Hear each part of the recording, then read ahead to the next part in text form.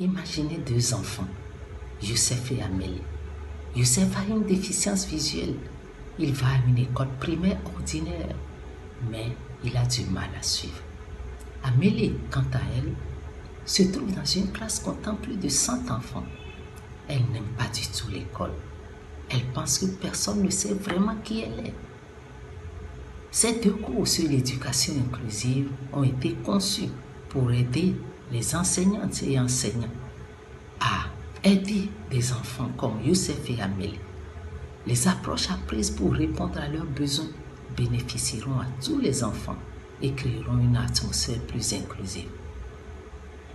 Beaucoup de pays ont élaboré d'excellentes politiques d'éducation inclusive et reconnaissent le fait qu'il est vraiment important de travailler pour inclure tous les enfants. Nos partenaires nous disent que ces politiques manquent souvent d'interprétation pour leur mise en œuvre sur le terrain. Les enseignantes et enseignants savent ce qu'ils sont censés faire, mais ne savent pas comment le faire. Nos partenaires suggèrent que la formation n'est pas assez pratique et a souvent lieu en dehors de l'école, dans le cadre d'événements ponctuels et déconnectés. Des données provenant du monde entier suggèrent qu'un développement professionnel efficace doit avoir lieu régulièrement dans la durée et doit aborder les aspects pratiques de l'enseignement.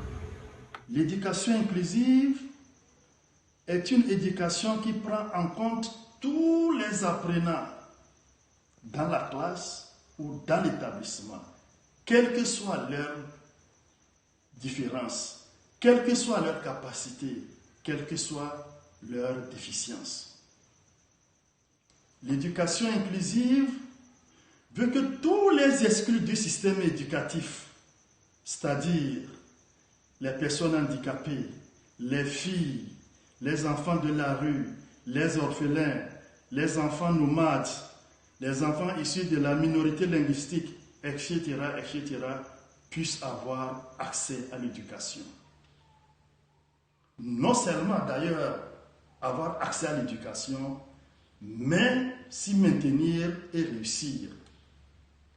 Donc, l'accès, le maintien et la réussite, voilà ce que prône l'éducation inclusive. L'éducation inclusive veut que nos systèmes éducatifs puissent changer pour s'adapter à toutes sortes d'apprenants. Autrement dit, c'est nos systèmes éducatifs qui doivent changer pour s'adapter à toutes sortes d'apprenants. C'est fondamental.